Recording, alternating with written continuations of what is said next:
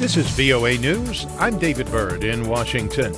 As Tropical Storm Florence continues its destructive crawl across North and South Carolina, travelers along the Interstate 95 corridor and on Interstate 40 are being asked to avoid driving.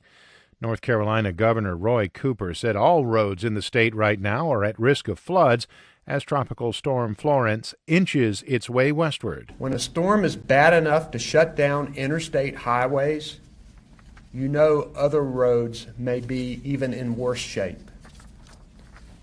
All roads in the state right now are at risk of floods. The state Secretary of Transportation, Jim Troutman, said Saturday that rising waters are making any kind of travel dangerous. And it's tremendously impacting our ability to help move travel on our interstates and U.S. routes because of the rapidity and fluidness and dynamics of how fast these events are occurring and how dynamic they are. Florence is making its way across South Carolina with rain bands extending across 3 states. So far, 9 deaths are attributed to the storm. Meanwhile, in the Pacific, Typhoon Mangkhut is in the South China Sea, headed for Hong Kong and Guangdong Province in China after battering Luzon in the Philippines. At least 16 people were killed. The storm is expected to make landfall Sunday evening, bringing high winds and heavy rains. It is expected to weaken as it moves inland. China's National Meteorological Center issued a red alert for typhoon, and provinces inland have begun making emergency preparations. Mangkhut has been downgraded from a super typhoon to a typhoon, but remains deadly. Many of the victims in the Philippines were killed by landslides or damages to the building where they were sheltering. This is VOA News. Pope Francis appealed to members of the Sicilian Mafia Saturday to give up on a life of crime.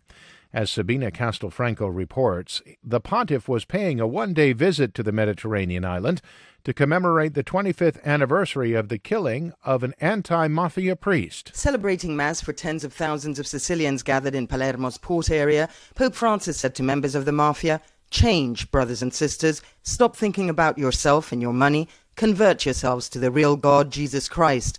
The Pope added, "Mafiosi, if you don't do this, your very life will be lost, and that will be your greatest defeat." The Pope was on the Mediterranean island for a day to pay tribute to a priest who kept unemployed youths in the rough Brancaccio neighborhood in the Sicilian capital Palermo from turning to local mafia bosses for jobs. Father Pino Puglisi was 56 years old when he was murdered by mobsters 25 years ago.